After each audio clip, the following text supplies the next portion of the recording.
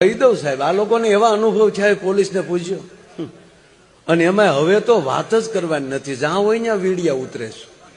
તમે અમારો પગાર ખાવ છો, જાણે એના બાપુજીનો ટેક્સ ભરતા હોય બધું.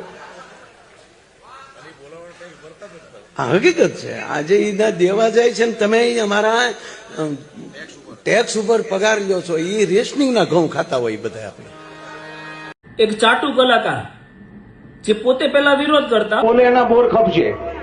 એ આ મોદી સરકારે સાબિત કર્યું. બોલવા સિવાય બીજો ધંધો નથી.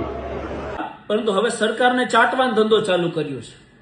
50 રૂપિયામાં ડાયરા કરતા એમના બાપ દાદા પોતે કૂપનના ઘઉં ખાઈને મોટા થયા છે.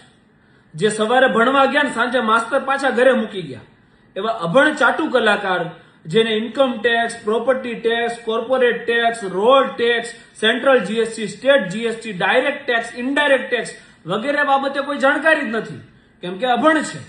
એ જાહેર મંચ ઉપર માયક હાથમાં આવે ને એટલે એવું કહે છે કે કૂપનના ઘઉં ખાઈ વિડિયા બનાવી અને વિરોધ કરે છે.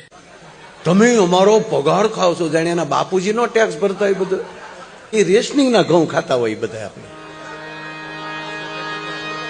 એને જિંદગી ન ફેર્યો હોય સાહેબ. પાછા આ ચાટુ કલાકારને તમે આ ધર્મ ફંડ ફાળાના નામે જે આ ડાયરાઓ થાય ને એના પેમેન્ટ બાબતે ફોન કરો ને તો શું કે ખબર, એકચ્યુઅલી કે પેમેન્ટ છે ને રોકડું કરજો ને, નહીં તો આમાં શું છે ટેક્સની પછી મગજમારી રહી ને. એવા ટેક્સ ચોરો લોકોને એવી સલાહ આપે છે કે આ કૂપનનું ખાવા વાળા ટેક્સ નથી ભરતા અને વિડિયા બનાવે છે. અરે તમારી પાસે પૈસા હોવા છતાં સિસ્ટમને ચાટવાનો ધંધો કરો છો. એની કરતા તો કૂપનનું ખાઈ સિસ્ટમની આંખમાં આંખ નાખી અને વિરોધ કરે ને એની ખુમારીને તમારે સલામ કરવી જોઈએ.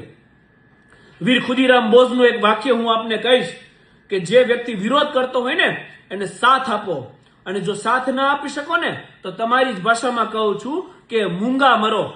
મૂંગા રહેશો ને તોય અમને એટલીસ્ટ ડિમોટિવેશન તો નહીં મળે, એટલીસ્ટ સિસ્ટમ સામે લડવાનો અમને જોશ તો મળશે જ. પાછા ભાઈ કેવા છે, આમના દીકરી હમણાં હાર્યા સ્થાનિક સ્વરાજની ચૂંટણીમાં, અને દીકરાને ઇલેક્શન લડવાનો, આવનાર ઇલેક્શન લડવા માટે બેઝ તૈયાર કરે છે. હવે જયારે હાથ જોડીને વોટ માંગવા આવે ને ત્યારે આપણે યાદ રાખવાનું છે કે આપણે કૂપનના ઘઉં ખાનાર છીએ. આપણે વોટ કોને આપવા, અને આમને યાદ દેવડાવવું પડશે આપણે કે જે કૂપનના ઘઉં ખાવા વાળા તમને ખંભે બેસાડીને આસમાન દેખાડે છે ને એ તમને જમીન ઉપર રહીને તારાય દેખાડી શકે. એ તાકાત આપણે દર્શાવવાની છે. અને અમને એક વસ્તુ કહેવાની છે કે 2030 પછી આ જે તમારો ધંધો છે ને એ ધંધો હકેલાઈ જવાનો છે. 2030 સુધી તમારે જે કરવું હોય એ કરી લો, પછી તમને સિલેક્ટેડ ડાયરા નથી મળવાના, કારણ કે લોકો તમને ઓળખી ગયા છે. એટલે તમે જે ધર્મ ફંડ ફાળા ગાયુના નામે જે ડાયરાઓ કરી અને જે ચરી ખાવ છો ને એ ચરી ખાવ. જે વિરોધ કરવા વાળા છે ને એને સમર્થન ના આપો તો કાંઈ નહીં, પરંતુ એમને એમની સાથે લડવા દો.